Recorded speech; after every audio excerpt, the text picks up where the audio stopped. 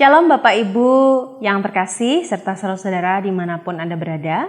Kita bertemu lagi dalam Bina Iman GKI Klasi Solo.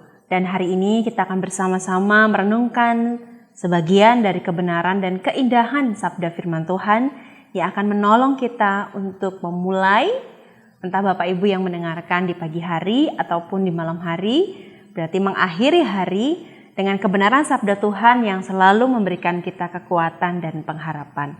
Mari sebelumnya kita berdoa. Kami bersyukur untuk satu hari lagi pemberian Tuhan.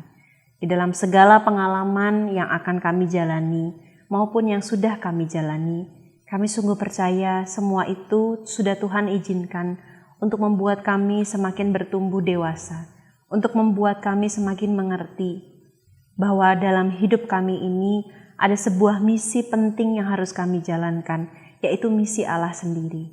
Dan biarlah dalam menjalani hari demi hari hidup kami semakin yakin bahwa dalam penderitaan maupun kebahagiaan, baik dalam suka maupun duka, Engkau Allah yang tetap sama, yang tidak akan pernah meninggalkan kami.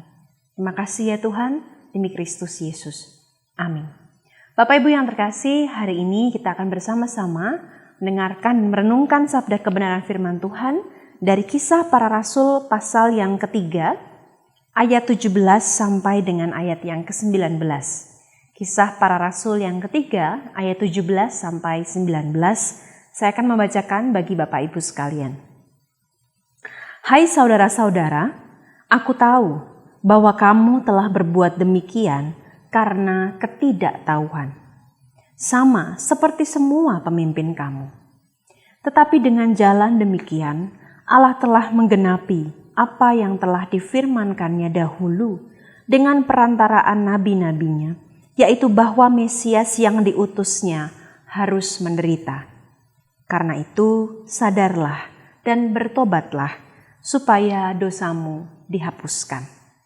Bapak Ibu yang terkasih dan saudara dimanapun Anda berada, pernahkah saudara dan Bapak Ibu mengalami sebuah pergumulan kehidupan, dan ketika kita selesai menjalaninya atau kita berada dalam tahap atau fase yang jauh lebih ringan daripada ketika pergumulan yang berat itu terjadi, di dalam hati dan pikiran kita baru terasa dan terpikirkan bahwa pergumulan yang berat itu memang harus terjadi untuk membuat kita semakin dewasa, untuk membuat kita semakin mengerti alasan dibalik semua pergumulan yang berat itu terjadi. Kalau kita tahu sedari awal mengapa pergumulan ini terjadi, mungkin kita reaksinya dua. Kita akan memilih menjalaninya karena kita tahu di akhir dari pergumulan ini maksud dan tujuan Allah itu akan selalu baik. Atau kita akan bergaining, tawar-menawar dengan Allah. Meskipun ini terasa mungkin tidak mungkin begitu ya. Bahwa siapa yang memilih hidup dalam pergumulan yang berat? Kebanyakan kita akan memilih kehidupan yang enak, ringan dan bahagia tentunya. Tapi kita tahu fakta dalam kehidupan kita tidak hanya mengatakan dan memperlihatkan sebuah jalan kehidupan yang mulus, tetapi hidup adalah satu paket perjuangan dan juga kebahagiaan. Hidup adalah satu paket kesedihan dan kebahagiaan. Bapak Ibu yang terkasih, apa yang kita baca dalam Kisah Para Rasul 3 ayat 17 sampai 19 adalah sebagian kecil dari khotbah Petrus yang begitu menggebu-gebu terhadap seluruh orang banyak yang pada waktu itu mendengar khotbahnya. Dan sepenggal dari khotbah Petrus yang begitu luar biasa adalah sebuah kata-kata yang kita baca tadi.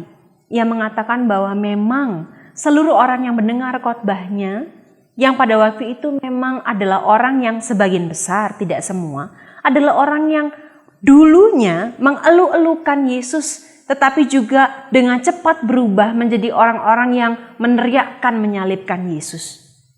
Di dalam khotbahnya Petrus mengatakan dengan tegas bahwa, wahai kamu orang-orang yang demikian, kamu melakukan karena kamu tidak tahu. Kita ingat Bapak Ibu perkataan Yesus yang mengatakan bahwa ya Bapa ampunilah mereka karena mereka tidak tahu apa yang mereka lakukan. Dan ini benar. Seperti dengan apa yang dikatakan oleh Petrus.